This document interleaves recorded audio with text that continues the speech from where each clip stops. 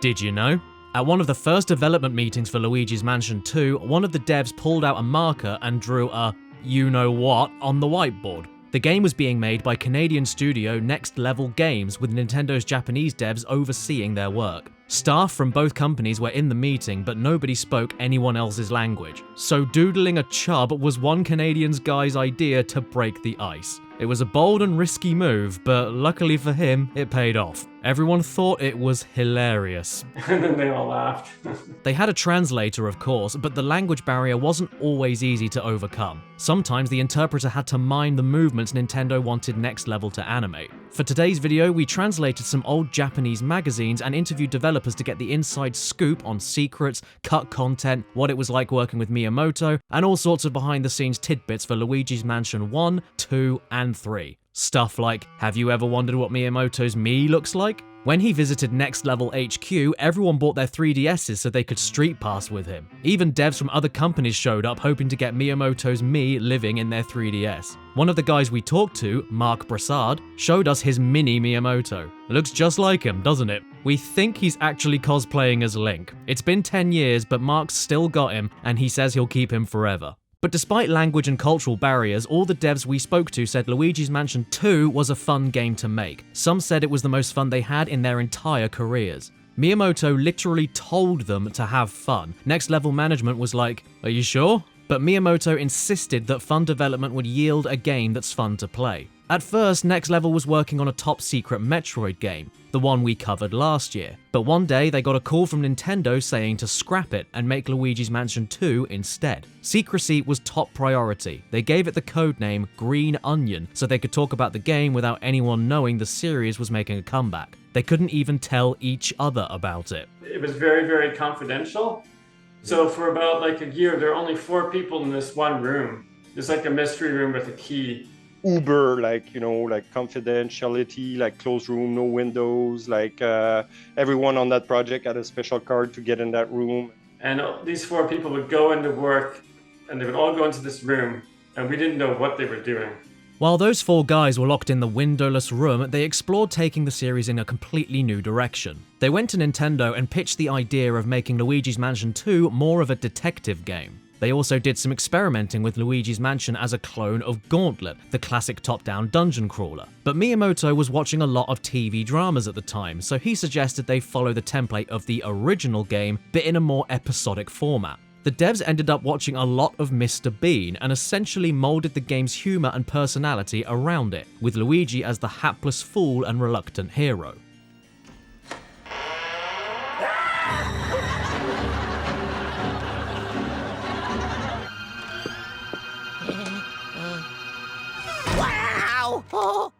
Secrecy was so paramount, even Next Level's owners were kept in the dark about some things, like what system they were developing for. They thought it was going to be for the Nintendo DS, but one day they were flown to Japan where Satoru Iwata literally pulled a sheet off a table revealing, ta-da, the 3DS. Even after the team got a lot bigger, up to a team of 20 devs, they were still locked in a secret room with no windows, signing piles of confidentiality agreements, and forbidden to tell their co-workers what was going on. It was extra high security for that project.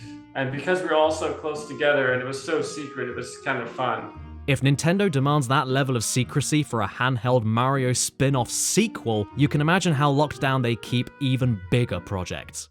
We've got more exclusive developer secrets for Luigi's Mansion 2 coming up, but it wouldn't feel right if we just skipped over the game that started it all. The development of the original Luigi's Mansion is pretty well documented these days, but there's still a handful of facts that aren't widely known, and some secrets that are unheard of, at least in the West. We found one such fact buried in the August 2001 issue of Japan's 64 Dream magazine, which we had translated for this video. This issue chronicles 64 Dream's coverage of E3 2001, the year Nintendo came out guns blazing and revealed their GameCube launch lineup, Luigi's Mansion included. 64 Dream managed to get some FaceTime with Miyamoto and got him to spill the beans on the upcoming games. He talked briefly about Luigi's Mansion's origins, and it seemed to be a long time coming. The staff had been long saying, Mario again? We want to use Luigi. And we got those people together to start working on this game as something to play before the next Mario. But we still wanted to include Mario somewhere, and I suggested his hands could be sticking out from under a bed, holding a box.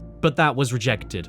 Ha ha ha! It seems initially the devs weren't quite sure how to work Mario into the game, but thankfully Miyamoto's suggestion was quickly shot down and they came up with something a little better than limbs under a bed. You've probably heard Nintendo experimented with stereoscopic 3D while developing Luigi's Mansion on the GameCube. It didn't pan out, but getting Nintendo bigwigs to embrace 3D became a decade-long push for director Hideki Kono. Yet Kono had some significant obstacles to overcome if he was gonna win them over. Nintendo still had a bad taste in their mouths from the failure of the Virtual Boy while making Luigi's Mansion, and there were doubts internally about stereoscopic 3D in general. The other big problem was 3D TVs were expensive at the time, so if Nintendo did produce a 3D screen for consumers, it wouldn't have been affordable for most people, and that's kind of the opposite of Nintendo's vibe. But Kono persisted and believed the tech would get better and cheaper. Kono would demo 3D again on the Wii, attaching a 3D panel to the system and making 3D demos of Mario Kart Wii, Animal Crossing, and Wii Sports to win over his colleagues. Kono told Edge magazine, "In Japan, there's a maxim. A glance is better than 100 words. Even with words, I wasn't able to convince anyone. So I presented the demo to Miyamoto and Iwata, and they were stunned and agreed to take it in that direction." This 3D Wii demonstration in part led to the creation of the 3DS, where Luigi's Mansion would finally be playable in stereoscopic 3D. So Kono's experiments with Luigi on GameCube eventually led to the creation of the 3DS, where those 3D experiments were finally realized. However, this isn't the only feature cut from the original game that ended up in the 3DS remake. The devs planned for the original game to have a multiplayer mode where Luigi met another Luigi. After Luigi's Mansion 2 was greenlit, both Kono and Miyamoto said the sequel absolutely had to include multiplayer, and it made its way in. Then, when the game released on 3DS, they made sure multiplayer was added to it as well. We've got more exclusive facts for the series coming up, but first, a word from this video's sponsor, Buyee. If you've ever used American sites to buy things from Japan before, you've probably noticed how much sellers jack up the price. It can be a lot. This is where Buyee comes in. Buyee is a service that places orders or bids on your behalf on Japanese shopping and auction sites, then ships the item straight to you without any absurd price hikes. This includes sites like Rakuten, Amazon Japan, and Yahoo Japan Auction. So if you've been wanting to get a hold of a Japanese game or piece of merch, but don't want to pay insane rates, this service will let you get your hands on the stuff for a more affordable price. Buyee is easy to use and offers support in several languages, which of course includes English. They also ship worldwide, including to North America, Europe, and Oceania. Buyee has over half a dozen international shipping methods, multiple payment methods, and 4 different insurance plans to match your needs. And if you're not aware, the value of the yen is very favorable to the US dollar right now, resulting in even greater savings. Buyee is also giving DidYouKnowGaming viewers a 10% off first-time purchase coupon for signing up through the link below. So if you want to try out this great service and get 10% off your first order, check out Buyee using our link below. Now, back to those exclusive Luigi's Mansion 2 facts. In the final game, Luigi can shine the dark light device to break illusions and see invisible objects. But the original idea was much more ambitious and would have divided the game into 2 separate realities, the normal world and the spirit world. The idea was inspired by the Dark World from Zelda: A Link to the Past, as well as Dark Aether from Metroid Prime 2. So there'd be a spirit world basically hiding behind every room in Luigi's Mansion 2, but the dark light device proved quicker and easier, so that's what they ultimately went with instead. Aspirations for multiplayer were aggressive, with Miyamoto saying he wanted fans playing it more than they played multiplayer Mario Kart. One mode was originally going to be called Tower of Terror, but Disney already had the name copyrighted for their theme park ride, so they changed it to Scarescraper. Or at least, that's what it's called in the American version. In the UK version, it's called Thrill Tower. There was going to be another mode within Scarescraper focused on killing rats called the Pest Floor, but Miyamoto didn't like it, so he cut the Pest Floor in a single meeting. There was another multiplayer mode called Haunt and Seek that programmer Gary Shaw told us they spent a lot of time on, but unfortunately it ended up getting cut. Gameplay was basically online Pac-Man, where one player's Luigi collects keys and 3 others are ghosts who can fly through walls. Instead of a top-down view like Pac-Man though, it would use standard 3D camera angles, and there was a unique mansion instead of the traditional Pac-Man stage. Ghosts could steal keys and scare Luigi, while Luigi could stun them with his flashlight and suck them up with the poltergust. After Haunt and Seek got scrapped, a simplified version made its way to Nintendo Land as a minigame called Luigi's Ghost Mansion.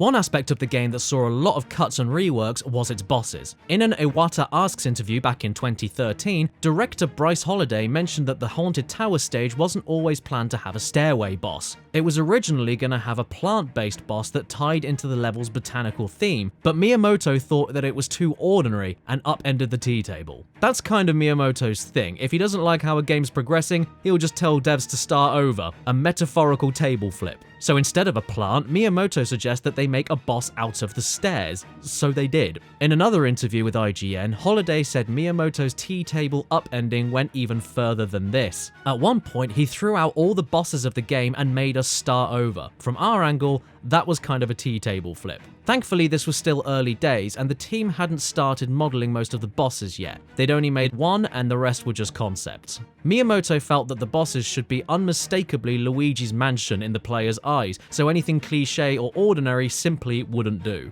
Some bosses got tossed out multiple times, like the icy secret mine boss, which got tossed out about 4 times before the final design was made. Gary Shaw told us about one of these unused boss concepts, which was a mirror-based boss he said the team worked on for months. The player would have seen the boss through a mirror, but there was some asymmetry between reality and the reflection, and the player would have to exploit those differences to beat the boss. Gary couldn't remember the exact way you defeat the boss, but he thinks that you'd beat it by tricking it into falling off a cliff. It's a clever, interesting idea, but in the end it just didn't work.